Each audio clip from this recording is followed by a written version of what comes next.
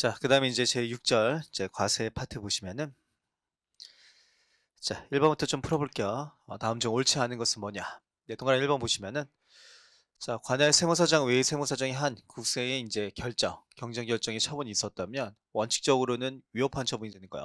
그래서 관할을 위반한 처분은 어떻게 되냐면, 위법한 처분이 되는데, 적법한 처분이라고 했으니까, 틀린 표현이 된다.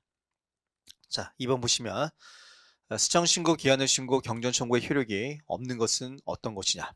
그래서 답만 좀 볼게요. 동그라미 4번 보시면은, 자, 두 D는 법인세 과세 표준 신고를 법정 신고 기한 내에 제출하였으나 신고 30개월이 지난 후에 자, 신고한 법인세 과표세액을 증액하는 경정이 관할 세무서장에서 이루어졌다. 자, 그래서 이제 이에 대해서 즉 경정으로 인해서 증가된 과표와 세액에 대해서 자, 제가 경정 청구를 할 수는 있는데 언제까지 하게 되냐면 이게 이제 조세 불복 기간하고 동일하게 90일 이내에 할 수 있어요. 근데 이제 5개월이라고 나왔기 때문에 90일이 지났죠. 그러면 이 경정 청구는 위법한 경정 청구가 되는 거예요. 그래서 경정 청구에 이제 효력이라는 게 인정되지 않기 때문에 효력이 없는 것은 동그라미 4번이 답이 된다. 자, 3번 보시면 이제 사례 중 옳지 않은 것은 그래서 동그라미 3번을 좀 보시면 자, 당초 법정 신고기한 내 법인세 과세 표준 및 세액의 신고서를 제출하였으나 법정 신고기한 경과 4년 12개월 되는 날에 소송에 대한 판결에 의해서 법원의 판결에 의해서 정확한 납부세액이 자, 원래는 이제 120만 원이었는데 50만 원으로 밝혀졌다. 그럼 이제 감액 경정을 요구할 수 있다. 근데 이때는 이제 판결이 있는 것을 안 날로부터 몇 개월 안에 저희가 경정 청구를 제기할 수 있냐면 3개월 안에 제기를 할 수 있는 거야. 근데 이제 4개월이라고 나왔기 때문에 여기서 이제 틀린 표현이 된다고 보시면 돼요. 자, 4번 가보시면 이제 가장 옳지 않은 것은 자, 동그라미 1번. 법정 신고기한 내 소득세 과표 신고서를 제출하지 아니하여 과표세액의 결정을 받은 자 후발적 사유에 의한 경정 청구를 할 수 없다. 후발적 경정 청구라고 하는 것은 무신고자로서 결정을 받은 자도 할 수 있어요. 할 수 있기 때문에 이건 틀린 표현이 된다.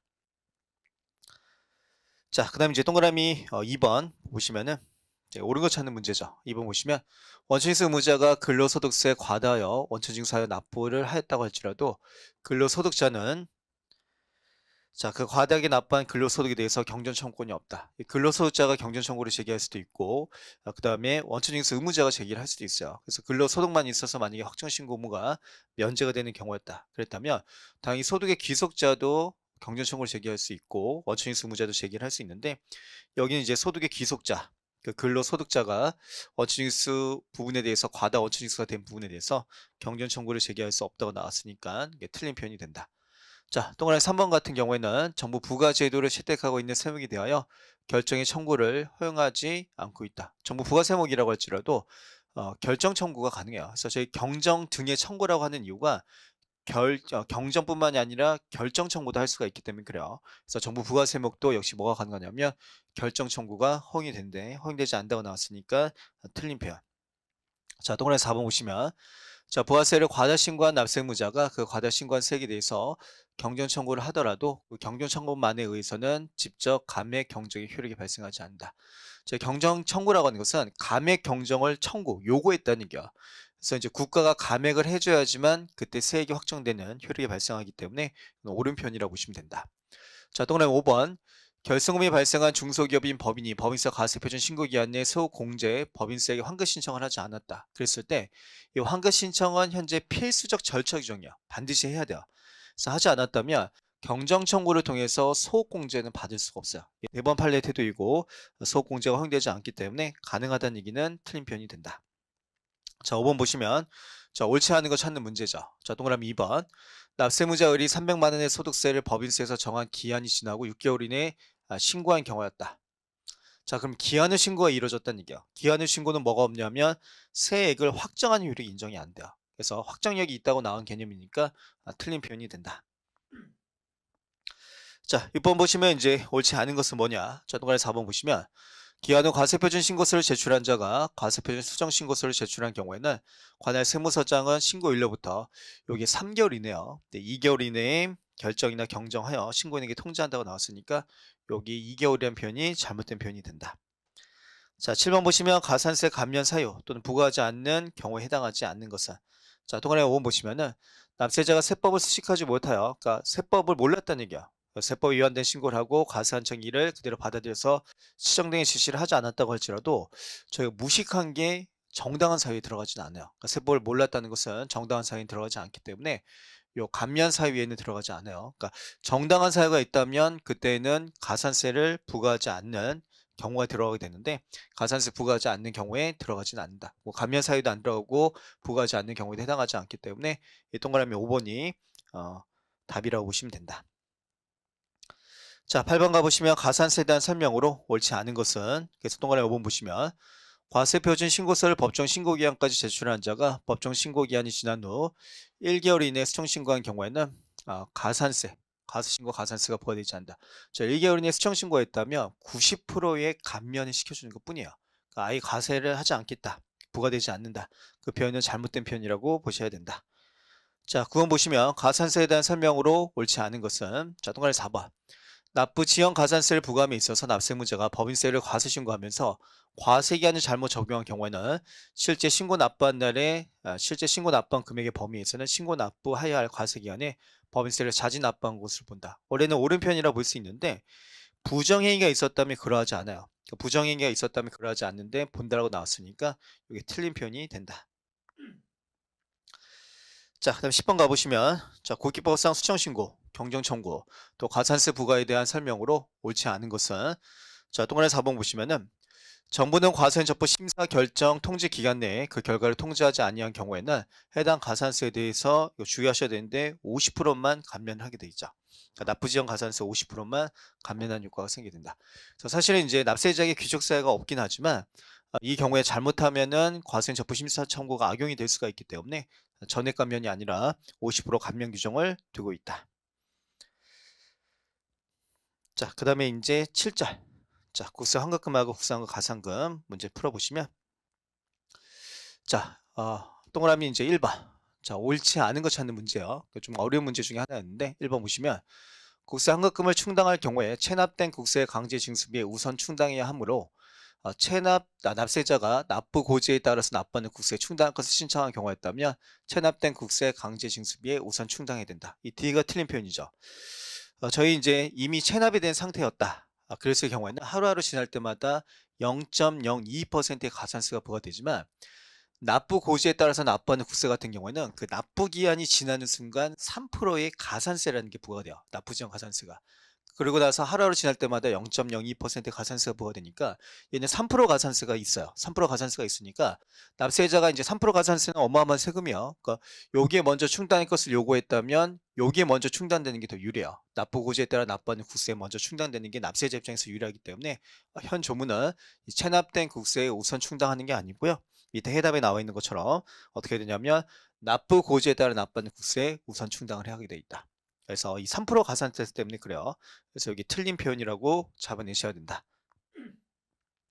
자, 2번 보시면은 국세 환급에 관한 설명 내용 중 옳지 않은 것을, 자, 동그라미 5번 보시면, 자, 국세 환급금에 관한 권리를 타인에게 양도하고자 하는 납세자의 경우, 일단은 이제 국세 환급금에 관한 권리도 일종의 채권의 개념이 되기 때문에 자유롭게 양도를 할 수 있다. 그건 사실인데 권리가 확정된 후에는 언제라도 문서로 요구하면 된다. 언제라도가 아니라 그 밑에 나와 있는 것처럼 시기 제한이 있어요.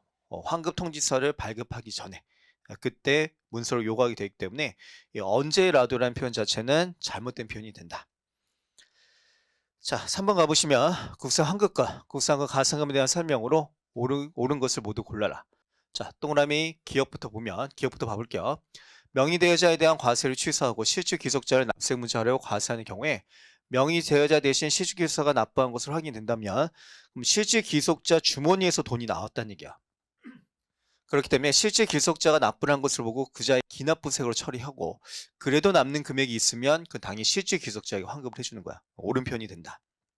자, 니은 보시면 적법하게 납부된 후 법률이 개정되어서 발생한 국세 환급금의 국세 환급 가산금 기산일은 자, 개정이 되었다. 그랬을 경우에는 개정된 법률의 시행일이 중요한 거야. 그래서 시행일의 다음 날부터를 한다. 역시 옳은 편이 된다.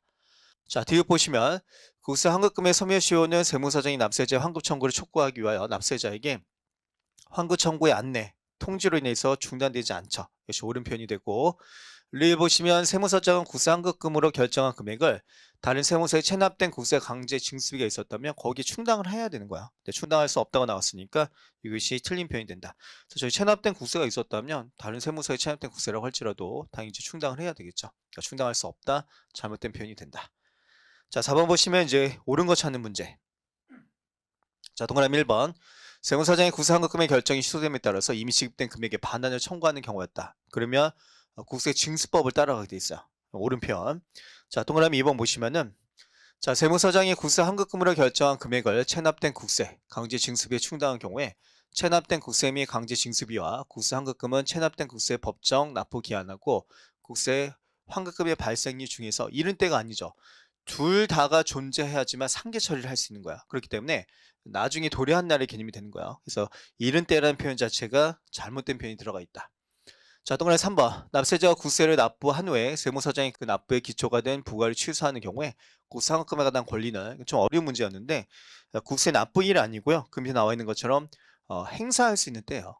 권리를 행사할 수 있는 때부터 5년간 행사하지 않으면 소멸하게 돼 있고 만약에 이제 납부의 기초가 된 신고나 부과를 경정하거나 취소하는 경우였다면 이렇게 경정결정일 또는 부과 취소 같은 경우에는 부과 취소일을 의미하는 것이 되기 때문에 여기가 이렇게 납부일이라고 표현이 들어갔다면 잘못된 표현이 된다. 이건 난이도가 좀 높았던 논제라고 보시면 돼요. 자, 4번 보시면 이제 물납이 이루어졌다. 그럼 제일 중요한 게 국세환급 가산금은 지급하지 않게 돼 있죠. 물납 재산으로 환급을 시켜줄 때는. 근데 가산금을 가산한다고 나왔으니까 틀린 표현. 그 다음에 납세자가 국세환급금에 관한 권리라고 하는 것은 채권의 일종이 되는 거야. 그래서 채권은 민법상 자유롭게 양도할 수 있기 때문에 양도가 가능한데 양도할 수 없다고 나왔으니까 역시 틀린 표현이 된다. 자, 5번 가보시면은 옳은 거 찾는 문제. 자, 동그라미 1번. 자, 기한 후 신고 과표 신고서를 제출한 자로서 세법에 따라 납부해야 될 세액이 있는 자는 기한 후 과표 신고서 제출로부터 1개월 이내에 세액을 납부해야 된다. 납부할 세액이 있었다면 기한 후 신고를 하는 과정에서 함께 납부를 하면 되는 것이 1개월 이내에 납부를 해야 된다. 그런 표현은 존재하지 않고 자, 동그라미 2번 보시면은 과표 신고서를 법정 신고기한까지 제출한 자는 과표 신고서에 기재된 과세표준 및 세액이 세법에 따라 신고해야 할 과세표준 및 세액이 미치지 못할 때는 법정 신고기한이 지난 후 6개월 이내에 수정신고를 하게 돼 있다. 저희 수정신고는 걸리기 전까지면 수정신고를 할 수 있는 거야. 그래서 결정 경정 전으로서 제적 기간이 끝나지 않았다면 수정신고를 할 수 있는데 6개월 이내에 해야 된다고 나왔으니까 틀린 표현. 자, 가산세는 해당 의무가 규정된 세법에 해당 국세에 세목을 한다. 그러니까 좀 옳은 표현이죠. 가산세니까 그것도 세목으로 국세에 세목을 하는 거예요. 따라서 해당 국세를 감면하는 경우에는 가산세는 별도의 감면 규정이 있어요. 그래서 그 감면 규정을 따라가는 것이 본세가 감면된다고 해서 가산세도 감면되는 건 아니에요. 포함된다고 나왔으니까 틀린 표현이 된다. 자, 동그라미 네 번째. 상속세 물납한 후 물납재산을 환급받는 경우였다면 국세환급 가산금은 적용하지 않는다. 이게 옳은 표현이죠. 자, 그 다음에 동그라미 5번. 자, 국세 환급금 등에 대한 권리는 행사할 수 있는 때로부터 자, 10년이 아니라 몇 년? 5년간 행사하지 않으면 소멸시효가 완성이 된다. 그래서 10년이라고 나온 것은 틀린 표현이 된다. 자, 그 다음에 이제 8절로 갈게요. 자, 8절 보시면 자, 국기법상 이제 심판 청구에 대한 설명으로 옳지 않은 것은 자, 동그라미 2번 보시면은 원장이 아닌 상임, 조세, 심판관의 임기는 3년으로 하고 이 중임을 할 수가 있어요. 근데 중임을 할 수 없다고 나왔으니까 틀린 표현. 사실은 그게 좋은 문제 유형은 아니라고 보시면 돼요. 뭐 저희 회계사나 세무사 시험에서 상임, 조세, 심판관의 임기까지 꼭 알고 들어가야 되는 건 아닌데 어쨌든 그냥 문제를 위한 문제를 출제하다 보니까 두 번 정도 출제가 된 적이 있고 어쨌든 지금 보시는 것처럼 중임을 할 수 있다. 임기는 몇 년? 일단 3년으로 하게 돼 있다. 자, 그 다음에 2번 가보시면 자, 옳지 않은 것은 자, 동그라미 2번 보시면 양도 담보권자의 물적납세의무 규정에 따라 물적납세 의무를 지은 자로서 납부고지서를 받은 자는 위법부당한 처분을 받은 자의 처분에 대해서 즉 본래의 납세 의무자에 대한 처분에 대해서 직접적인 이해관계 있는 범위에 들어가게 돼요. 그렇기 때문에 처분의 상대방이 아니라고 할지라도 그 처분의 취소 변경을 청구할 수 있어요. 있는데 없다라고 나왔으니까 틀린 표현이 된다. 자, 3번은 이제 사례형 문제예요. 자, 보시면은 23년 보니까 1월부터 12월 31일까지 사업연도인 법인이 있었다. 자, 근데 신고를 하지 않았다고 나와 있어요. 여기 보시면은 자, 과표화세액을 신고하지 않았다. 자, 이에 관할 세무서장이 과표화세액을 결정하여 고지서를 보냈고 거기서 발송일은 24년 5월 2일, 거기서 받은 날은 24년 5월 4일, 고의사상 납부기한을 보니까 언제였냐면 24년 5월 31일이었다. 자, 그러면 옳지 않은 게 뭐냐? 자, 일단 자, 동그라미 1번. 납세 의무 성립일은 언제가 되냐면 기간과세 제도를 취하고 있기 때문에 과세 기간이 종료되는데 12월 31일 날 납세 의무 성립이 된다. 오른편. 근데 법인세 납세 의무 언제 확정이 되냐? 자, 신고를 했다면 신고했을 때 세액이 확정이 되는 거야. 신고 납부 세목이 되니까. 근데 보시면 이제 신고를 하지 않았다고 나와 있죠. 신고하지 않았기 때문에 세액은 언제 확정이 되냐면 관할 세무서장이 결정했을 때 세액이 확정이 되는 거예요. 그래서 동그라미 2번이 틀린 편. 자, 동그라미 3번. 제적기간 계산일은 신고기한의 다음 날부터가 되기 때문에 신고하지 않았으면 언제서부터 국가가 세금을 부과할 수 있냐면 신고기한의 다음 날인 24년 4월 1일. 이건 오른편. 자, 징수권 섬유시효는 국가에서 세액이 확정이 되어서 이제 고지서를 받아온 경우가 되기 때문에 국가가 언제까지는 참고 기다려줘야 되냐면 고지서 납부기한까지는 참고 기다려줘야 되는 거야. 근데 고지서 납부기한이 언제였냐면 24년 5월 30일이었기 때문에 그 다음 날부터 너 세금 납부해라. 그 이행을 청구할 수 있는 것이죠. 그렇기 때문에 섬유시효 기산일은 23년 6월 1일이 맞다. 자, 그 다음에 이의 신청을 거치지 않고 심판 청구를 제기할 수도 있죠. 이의 신청은 거쳐도 되고 안 거쳐도 되는 것이니까. 근데 심판 청구는 이제 언제서부터 제기할 수 있냐면 안날로부터 90일이요. 고지서 받은 날이 안날이 될 테니까 24년 5월 4일부터 90일 이내에 제기할 수 있다. 오른편이라고 보시면 된다. 자, 4번 보시면 불법 청구에 대한 설명으로 자, 옳지 않은 것은 자, 동그라미 3번 보시면 자, 국세청 감사 결과 시정 지시에 따른 처분에 대해서는 저희 하급청인 이의신청은 제기를 할 수 없어요. 국세청 감사 결과가 되기 때문에. 근데 오해하신 분들이 계신데 심사 청구는 제기할 수 있는 거야. 스스로의 오류를 바로잡을 수 있는 기회를 줄 수는 있기 때문에 국세청이라는 단어가 들어갔을 때 이의신청은 제기를 할 수 없어요. 이의신청은 제기할 수 없지만 심사 청구는 제기를 할 수 있는 거야. 할 수 없다고 나왔으니까 틀린 편이 된다. 그 밑에 5번을 하고 이제 비교해서 보셔야 되는데 5번 보시면 옳지 않은 거. 자, 동그라미 2번. 자, 국세청 감사 결과의 시정 지시에 따른 처분의 경우에는 이의 신청을 할 수 있다. 근데 이의 신청은 할 수 없어요. 그러나 주의하셔야 될 게 심사 청구는 제기를 할 수 있는 거야. 그래서 이 두 가지를 좀 비교해가지고 차이를 좀 기억을 하셔야 돼요. 이거를 잘 이해하지 못하신 분들이 좀 계신데 하급심에 해당하는 그러니까 하급청에 해당하는 이의 신청은 제기할 수는 없지만 심사 청구는 제기할 수 있다. 그래서 이제 하급청에 이의 신청은 제기할 수 없고 그 기간 국세청에 심사 청구는 제기할 수 있다. 자, 6번으로 가보시면은 국기법상 심판 청구에 관한 설명이다. 옳지 않은 것은 자, 동그라미 1번 보시면은 심판 청구의 대상이 된 처분의 취소, 경정 또는 불필요한 처분을 하기 위하여 필요한 처분을 하기 위하여 사실관계 확인 등 추가적인 조사가 필요하여 재조사 결정을 한 경우였다. 해당 재조사 결정에 따른 처분청의 처분, 그 결과 통지서를 받게 된다면 다시 한번 뭘 제기할 수 있냐면 심판 청구를 제기할 수 있죠. 제기할 수 없다고 나왔으니까 틀린 표현이 되는 거야.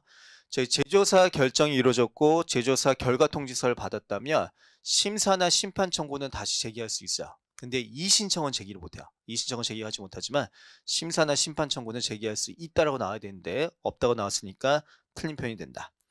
자, 7번 보시면 심사 청구에 대한 설명으로 옳지 않은 것은 뭐냐? 자, 동그라미 5번 보시면 심사 청구의 대상이 되는 처분으로서 권리나 이익을 침해 당하지 않는 경우에는 그 심사 청구가 이유 없다고 인정되므로 청구인의 주장을 받아들이지 않는 기각 결정을 하게 돼 있다. 자, 봤더니 권리나 이익의 침해를 당하지 않았다. 자, 그러면은 불복의 대상이 아니요. 불복을 제기할 수 없기 때문에 제기를 한 경우였을 때는 각하 결정이 나오는 거야. 심리를 하지 않겠다. 그럼 각하 결정이 나와야 되지. 기각 결정을 한다고 나왔기 때문에 이건 좀 어려운 문제였는데 틀린 표현이 된다. 자, 8번 보시면 자, 조세 불복에 대한 설명으로 옳지 않은 것은 뭐냐?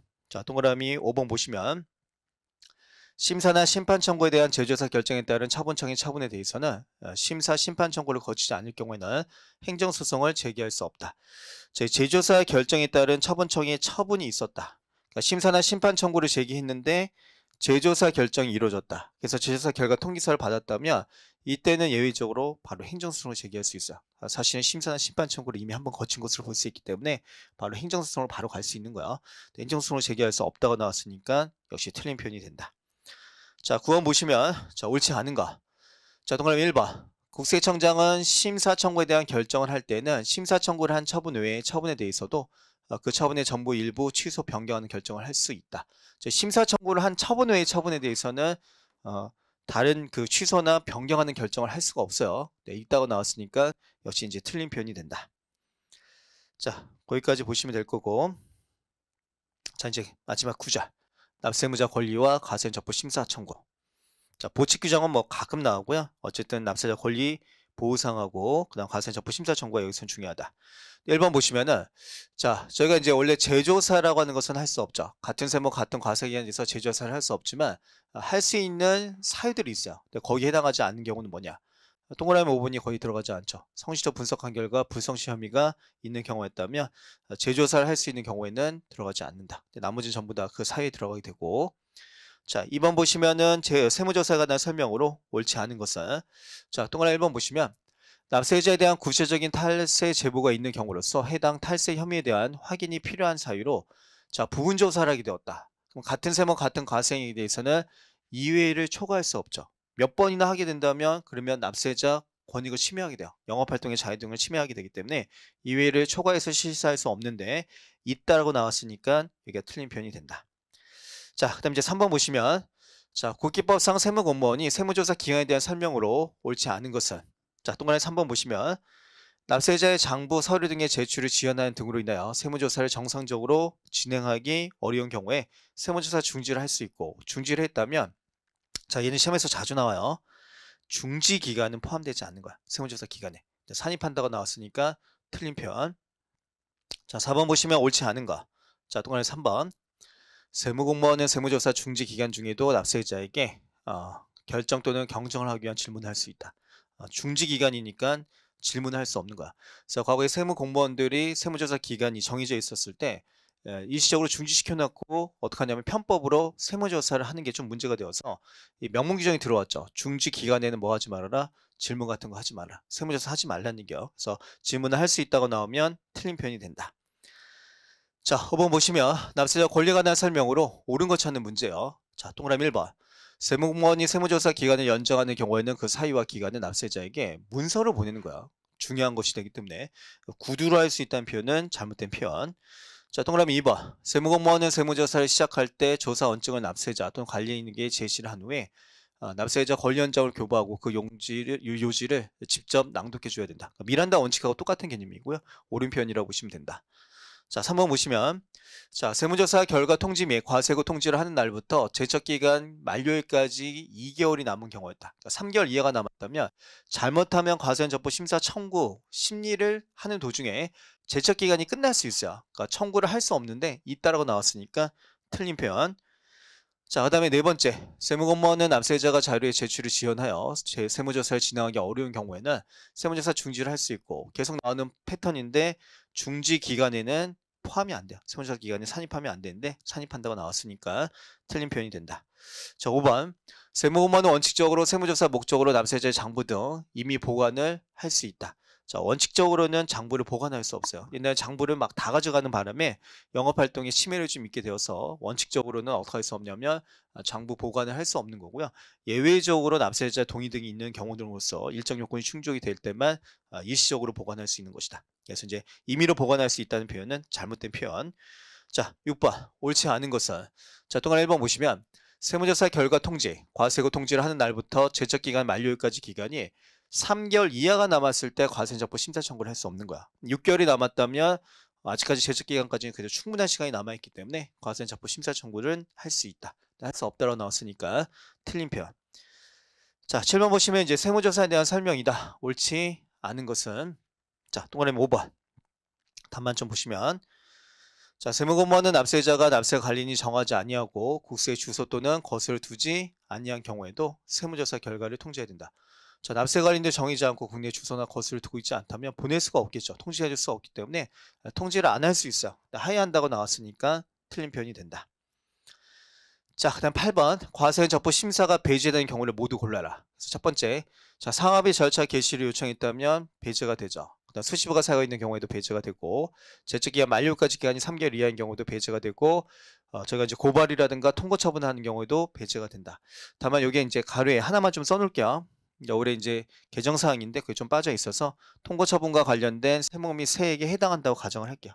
해당하는 경우였다면 그러면 과세원 적부 심사 청구가 배제가 된다. 요 가로에 있는 표현 하나만 좀 추가로 좀 써놓으셔야 된다.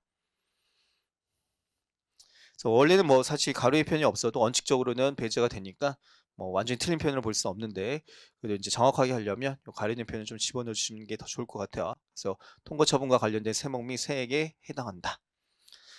자, 9번 가보시면은 조세 구제 제도에 대한 설명으로 옳지 않은 것은, 자, 동그라미 1번. 세법에 의한 처분으로서 위법부당한 처분을 받거나 필요한 처분을 받지 못했다면 그럼 조세 불복을 제기하는 거야. 그래서 과세한 적부 심사 청구는 뭐가 나와야 되냐면 과세 예고 통지 또는 세무조사 결과 통지가 날라왔을 때, 그러니까 사전적 권리 구제가 되기 때문에 아직 부가 처분을 하기 전에 과세한 적부 심사 청구를 할 수 있는 것이고, 이미 처분이 이루어졌다면 그러면 사후적 권리 구제 제도, 이의신청 심사나 심판 청구와 같은 조세 불복을 제기할 수 있는 거야. 근데 과세한 적부 심사 청구를 할 수 있다고 나왔으니까 이건 틀린 표현이 된다. 이거는 조세 불복을 제기하는 경우가 된다. 자, 10번 보시면, 자, 납세자의 권리 보칙에 관한 설명으로 옳지 않은 것은. 자, 그래서 이제 동그라미 5번 이게 답인데, 뭐 보칙은 사실 잘 안 나온다고 보시면 돼요. 또 어쨌든 해외 금융 계좌 신고 의무 위반을 적발하는데 중요한 자료를 제공하는 경우였다면 이게 40억이 아니죠. 얼마가 되냐면 20억이야. 그래서 20억, 30억, 40억이기 때문에 그 정도 금액만 좀 보칙 파트에서 잘 기억을 해갖고 들어가시면 충분하다고 보십니다. 자, 그래서 거기까지 해가지고 객관식 문제를 좀 마칠게요.